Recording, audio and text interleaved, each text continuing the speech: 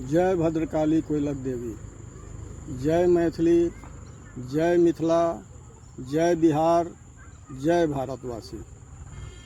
आइ अपने सबके समक्ष हम एक सामान्य टॉपिक लऽ कऽ आयल छी, वो छै वायरल फीवर। जखन कखनो मौसम में बदलाव होइ छै तऽ गर्मी ठंडी ई सबके जे असर भेल या वर्षा भेल, केओ भीज गेल, ओहि सब कंडीशन में वायरल इन्फेक्शन होइके खतरा रहै छै।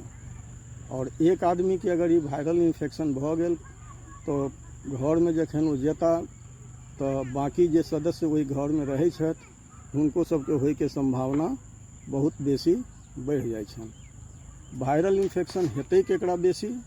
जेकर इम्यूनिटी कमजोर रहतै ओकरा ई बेसी प्रभावित करतै, जेना कि बच्चा सबके और बूढ़ सबके। ताहि दुआरे जे घर में बच्चा रहथि या बूढ़ रहथि और केओ भी अगर खांसी सर्दी एहि सबसे प्रभावित छी तो हुनका से कनी दूरी बना कऽ रखबाक चाही। वायरल इन्फेक्शन होइ की छै? वायरल इन्फेक्शन के हिंदी में तो विषाणु कहल जाइ छै वायरस के।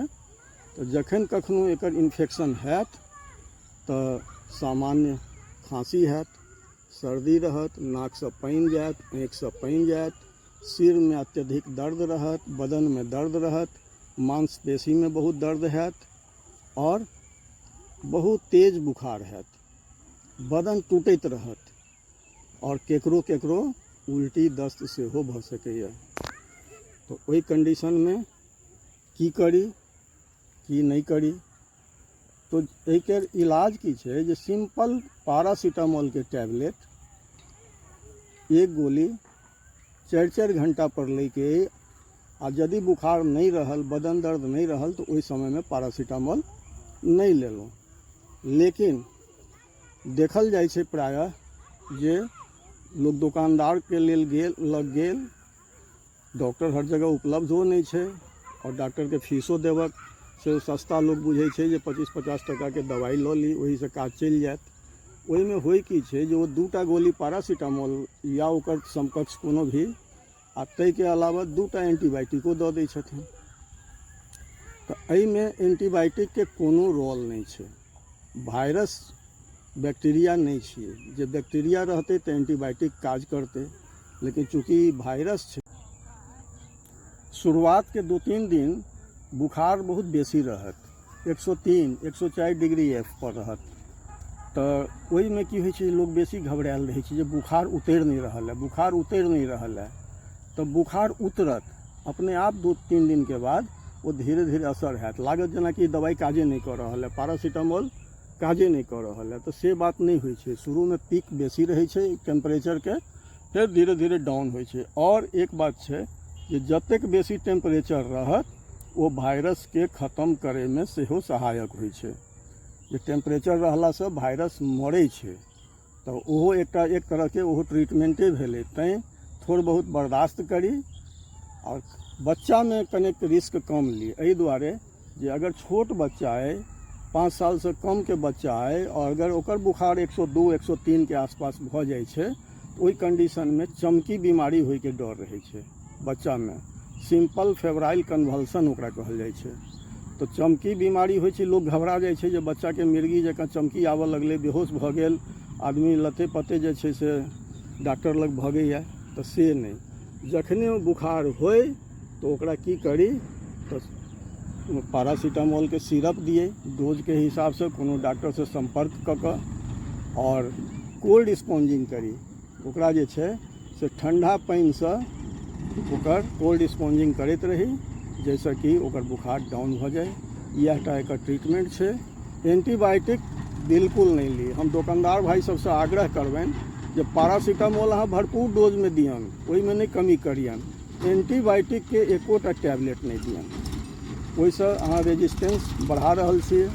ई अहाँ लोग के जागरूक करे के लेल हमर विशेष प्रार्थना है, आग्रह है जे एंटीबायोटिक के बिल्कुल मिसयूज नहीं करू।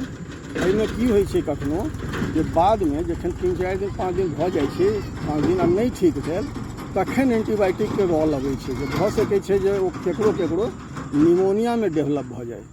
ओहि कंडीशन में तो फिर नीक से एंटीबायोटिक देबऽ पड़तै, साधारण एंटीबायोटिक से काज नहीं चलते तो तैं 5 दिन इंतजार करूँ। 5 दिन के बाद कोनो नीक चिकित्सक से संपर्क करूँ। अगर बुखार डाउन नहीं भेल, हम हमेशा व्हाट्सएप पर सेहो उपलब्ध रहै छी, फोन पर सेहो उपलब्ध रहै छी। सिंपल मरीज के इलाज हम दूर से कऽ सकै छी।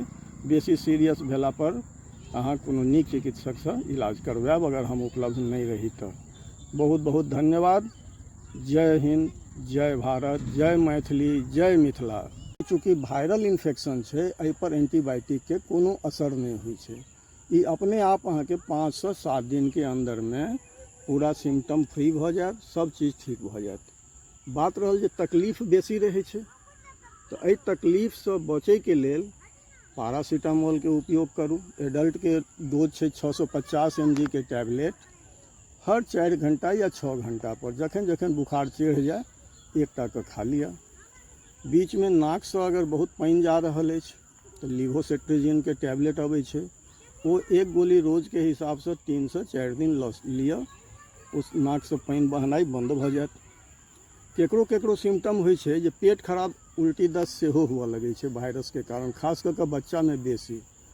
तो ओना तो एकर कोनो एंटीबायोटिक के रोल एहिमे नहीं छै, लेकिन चूँकि बच्चा के जान बेसी कीमती छै और कनी बच्चा परेशानो बेसी भ जाइ छै, तो ओहिमे अगर एंटीबायोटिक चालू करबै तो ओहिमे एकटा नियम राखी जे पूरा कोर्स दिए। ई नहीं जे 1 दिन 2 दिन देलहुँ आ पेट खराब बंद भ गेल तो तुरंत ओकरा बंद कर देलहुँ। बंदो भ गेल तैयो ओकर कम से कम 3 से 5 दिन जरूर दवाई दिए। एंटीबायोटिक के रोल जखन नहीं छै तो हम किया लिया। तो अगर गलती से केओ शुरू कऽ देलिए तो ओकर फुल कोर्स लिया 5 से 7 दिन। अगर नहीं लेबै तो की हेतै जे रेजिस्टेंस भ जेतै, बैक्टीरियल रेजिस्टेंस। अब आगू चल के जखन कखनो अहाँके कोनो तकलीफ हैत तो वो एंटीबायोटिक काजे नहीं करत। तो एहि तरह से अगर एंटीबायोटिक के अपना सब मिसयूज करबै तो धीरे धीरे एहन समय एतै जे कोनो दवाई के असर शरीर पर, कोनो बीमारी पर नहीं हैत। ताहि दुआरे एहिमे सिर्फ पैरासीटामोल लिया, लीवोसेट्रिजिन लिया, और अगर पेट खराब सेहो एहि संग संग भ गेलै बाई चांस तो तखन O2 टैबलेट अबै छै, जाहिमे ओफ्लोक्सासिन और ऑर्निडाजोल रहै छै। तेकर भोर साँझ गोली लिया 3 से 5 दिन। एहि के अलावा एहिमे डिहाइड्रेशन के चांस रहै छै, चूँकि बुखार होइ छै, पसीना हेतै तो अपना शरीर से पानी के सेहो कमी हैत और इलेक्ट्रोलाइट के बैलेंस गड़बड़ा जेतै।